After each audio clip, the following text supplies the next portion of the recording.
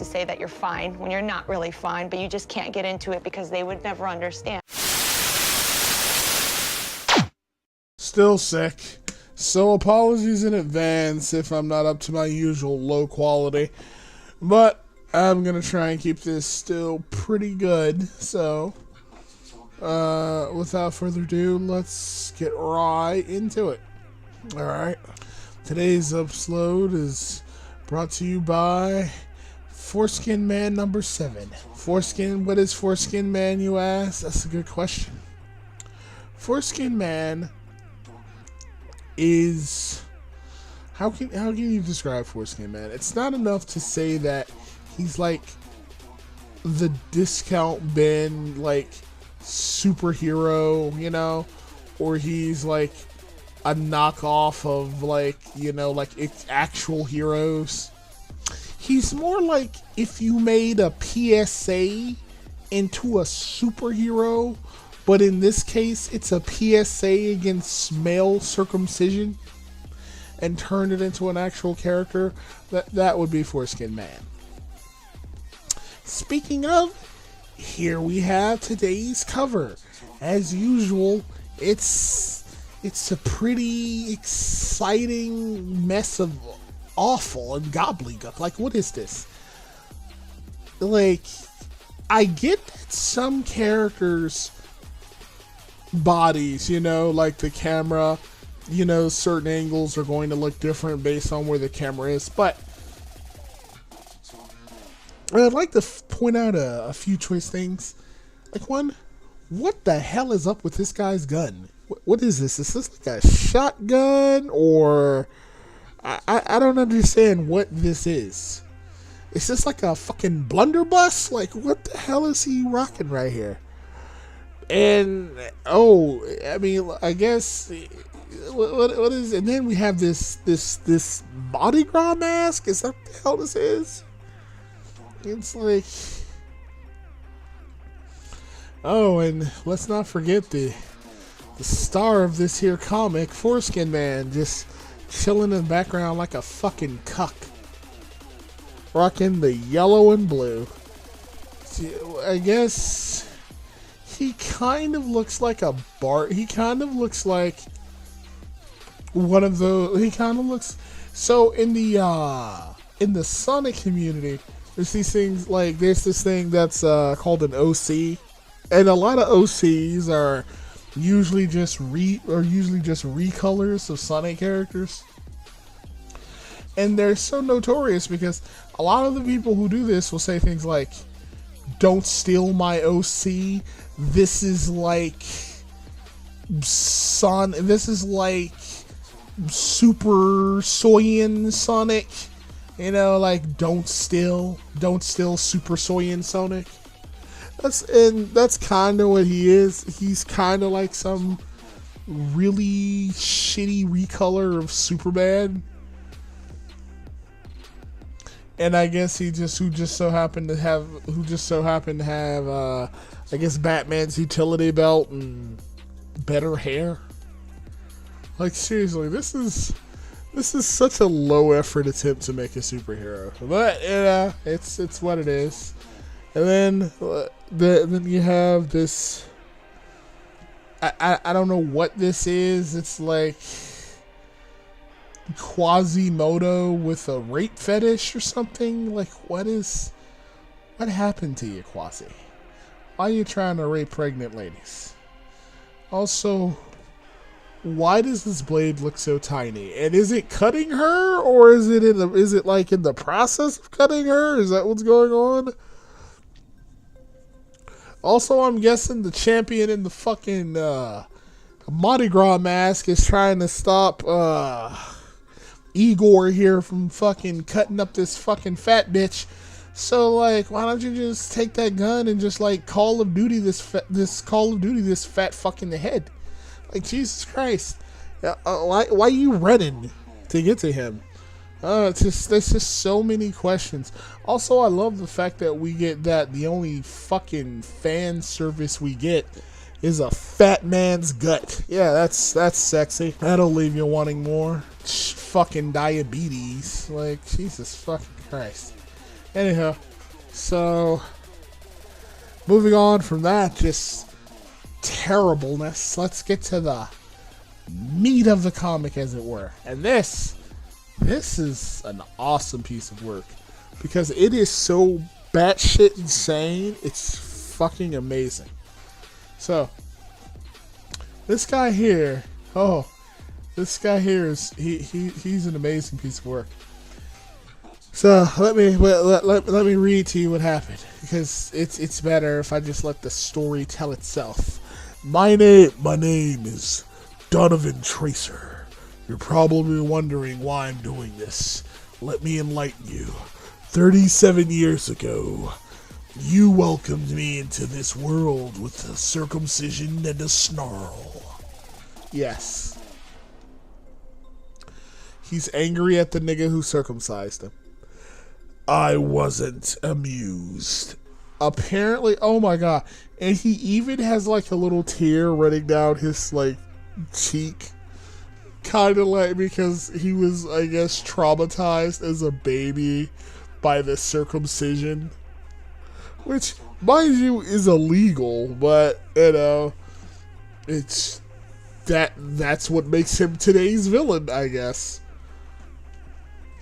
But what's more hilarious about that is the fact that, like, this little nigga's wiener just chilling out in the air after, I guess, this dude circumcised him. But again, it's just like, you wouldn't have the ability to comprehend what's going on as a baby, much less shed a tear after, like, this psycho here, like, snipped off part of your cock. Like, that's not how that works. That's not how biology works. That's not how reality works, homie. You wouldn't have, like, you wouldn't even know what's going on because you wouldn't be able to process that. What the fuck is happening? Oh, but it gets better. For a while, I just blocked it out. Had a pretty normal childhood. Yes, so he was so traumatized as a baby about getting a circumcision that he had to block it out. What is happening right now? What the fuck am I reading? But, you know, that's part of what makes this so golden and just so amazing. Alright, so life got more complicated as I grew. It soon became obvious that something wasn't quite right in the man department. That's because when you cut off my foreskin, you took the nerves and the feelings that went with it. Now I'm damaged goods. So, like, I like how they show a picture of the doctor throwing away, like, parts of his little baby penis in the trash. Like they're just fucking shreddings from a pencil or something. It's just like, la la la, la la la la la. And here's a picture of him looking really sad because, like, his penis got snipped when he was a baby, and now he's like, now his life is ruined. So you can imagine how happy I was when Foreskin Man put you behind bars where you belong. It was a day I'll never forget. I was working at my latest dead-end job when I saw it on the news. That's when I met Sky. We ended up at her place. Sky was experienced with guys like me. For once I got to be a real man. I like how just incredibly unhappy she looks in this panel here. It's like she's fucking. It's like she's fucking a pile of shit or something. Like, look at this. Look at how unhappy she looks. She's just like she is visibly disgusted by your penis, homie. Just like, this man is inside of me and he's ruining my innocence. Like, that's basically what's happening. Like, she looks as if she's fucking a corpse. Like, what the fuck is happening? Why does she look so just utterly disgusted? Is that what the author of this book thinks sex is like? It's just this horrific experience between a man and a woman in which a woman looks as if she's being penetrated by a large animal or something. It's like, what is happening?